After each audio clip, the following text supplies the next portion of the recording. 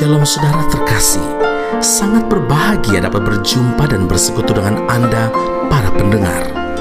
2 Korintus 5 ayat 15, dan Kristus telah mati untuk semua orang, supaya mereka yang hidup tidak lagi hidup untuk dirinya sendiri, tetapi untuk Dia yang telah mati dan telah dibangkitkan untuk mereka. Saudaraku yang terkasih, setiap waktu kita diperhadapkan dengan banyak pergumulan. Salah satunya adalah pergumulan bagaimana agar kita hidup benar, agar kita hidup berkenan kepada Tuhan. Kita bergumul untuk menaklukkan keinginan daging, tapi seringkali kita tidak berdaya dan kalah, saudara. Karena pada dasarnya roh memang penurut, tetapi daging lemah. Selama keinginan daging itu begitu dominan, maka langkah hidup kita sepenuhnya akan dikendalikan oleh daging kita, saudara.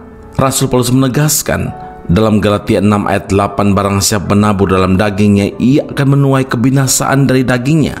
Tetapi barang siapa menabur dalam roh, ia akan menuai hidup yang kekal dari roh itu. Saudaraku, sebagai seorang Kristen, sebagai seorang percaya, kita ini adalah pengikut Kristus.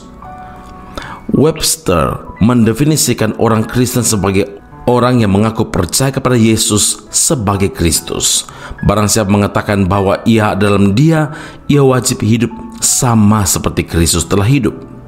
Artinya, hidup kita sudah seharusnya meneladani hidup Kristus dengan menempatkan Tuhan Yesus sebagai pemegang kendali hidup kita. Pertanyaannya, siapakah yang selama ini mengendalikan hidup kita? Siapa yang selama ini mengendalikan hidup saudara? Diri saudara sendiri ataukah Kristus? Jika Kristus mengendalikan hidup kita, maka semua akan tampak jelas dari buah-buah yang kita hasilkan. Tuhan Yesus berkata dalam Lukas 6 ayat 44, setiap pohon dikenal pada buahnya. Sebuah kapal akan sanggup mengarungi lautan lepas meski harus melewati ombak dan gelombang jika berada di bawah kendali nakoda yang handal, di bawah kendali jurumudi yang hebat. Kenyamanan dan bahkan keselamatan penumpang dari kapal terbang sepenuhnya ada di tangan pilot tersebut. Saudara, kehidupan kita pun seperti sebuah kendaraan yang berjalan dan memerlukan kendali kehidupan. Jika Kristus yang memegang kendali, maka perjalanan kita sepenuhnya ada di tangannya, dan kita pun akan dituntun Tuhan di jalan yang benar. Sebab segala jalan Tuhan adalah kasih setia dan kebenaran bagi orang yang berpegang pada perjanjiannya dan peringatan-peringatannya. Mazmur 25 ayat 10. Karena itu ingatlah saudara, bagian kita adalah taat dan memiliki penyerahan total kepada kehendak Tuhan. Sebab sasaran utama hidup orang Kristen adalah menjadi serupa dengan Kristus. Amin. Mari kita berdoa. Bapa Surgawi, terima kasih untuk firman Allah yang kami dengarkan saat ini. Pergumulan selalu ada dalam kehidupan kami, mewarnai kehidupan kami dalam iring akan Tuhan. Kami bersyukur karena Engkau ada di dalam segala sesuatu yang kami alami, segala sesuatu yang kami hadapi ketika kami memanggil nama Tuhan. Terima kasih Tuhan Yesus, karena Engkaulah Tuhan kami, Engkaulah pemegang kendali hidup kami.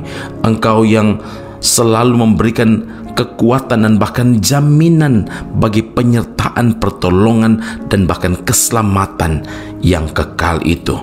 Karena itu Tuhan Yesus, kami bersyukur dan kami berdoa Tuhan memberikan kekuatan bagi kami untuk hidup mengikuti teladan Tuhan Yesus.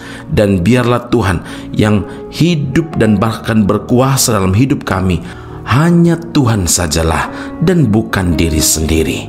Tuhan, terima kasih mengarungi lautan hidup ini, gelombang-gelombang pergumulan. Kami selalu percaya bahwa juru mudi kami, pemegang kendali hidup kami, pasti bertanggung jawab membawa kami sampai melewati setiap masalah, tantangan, cabaran hidup dengan kemenangan daripadamu. Puji hormat kami berdoa mengucap syukur firman-Mu Engkau meteraikan dalam hidup kami, dan Roh Kudus membantu kami untuk melakukan firman-Mu. Dalam Kristus Yesus Tuhan dan Juru Selamat kami yang hidup, kami berdoa dan mengucap syukur kepada Bapa di surga. Haleluya. Amin. Tuhan Yesus memberkati Anda. Sampai jumpa. Keep on growing and never give up.